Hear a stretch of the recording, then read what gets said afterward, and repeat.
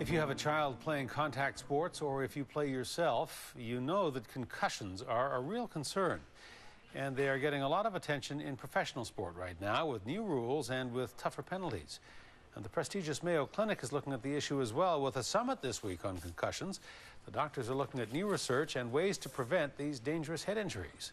Tonight, A&E's reporter Aaron Glazier has more on their findings and what local teams are doing to keep their players safe. There's no place for hits to the head in the NHL anymore. Just recently, Phoenix Coyotes forward Shane Doan was suspended 3 games for this blow to Dan Sexton October 17th.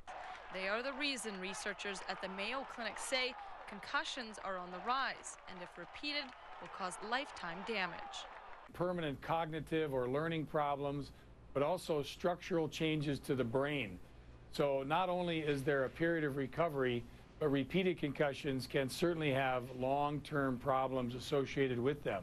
The Mayo Clinic Summit made recommendations on these 6 focus group issues, but say eliminating head contact at all costs is crucial. Starting next week, the NFL will be handing out suspensions for incidents such as this. And Vancouver Island sports teams and the BC High School Football Association are taking note, enforcing tougher new rules to protect players. They mandated that every team has to have a first aid person who has not only first aid but has a special concussion certificate, and they've actually gone to the point that if that person isn't on the field for your games, that you would forfeit the game. So we have to have someone there that's qualified. From the football field to the ice, headshots are a front burner issue, and the decisions players are making in that split second are having dire consequences. A lot of the times it's got to be that defender, or even in hockey, the guy that's going to throw the hit. You have to be conscious of how the guy is, where his head is, and, kind of, I guess, lay off. If you have a guy lined up, I mean, me personally, if I have a guy lined up, yeah, I'm going to try and hit him as hard as I can. I mean, you're not meaning to hurt a guy, but again, it's, like I said, it's both the sports are a physical sport, and things are going to happen.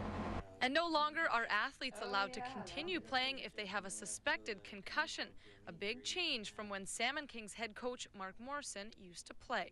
As long as you could see straight, but now a lot of guys still want to do that. They want to go right back on the ice, but the trainer, they have a baseline test, and there's all sorts of things that they do, protocol, and they find out that you might think you're right, but you're not really right. There's nothing wrong with keeping a guy out when you're not sure. The brain isn't something that you can put a roll of tape on or do ultrasound on or anything like that. It's pretty important to make sure that you make that right decision. By setting the ground rules surrounding contact to the head at the minor level, the Mayo Clinic Summit is hoping kids will be able to move through the ranks and achieve their dreams that should never be cut short by a concussion-related injury. In Victoria, Aaron Glazier, A News.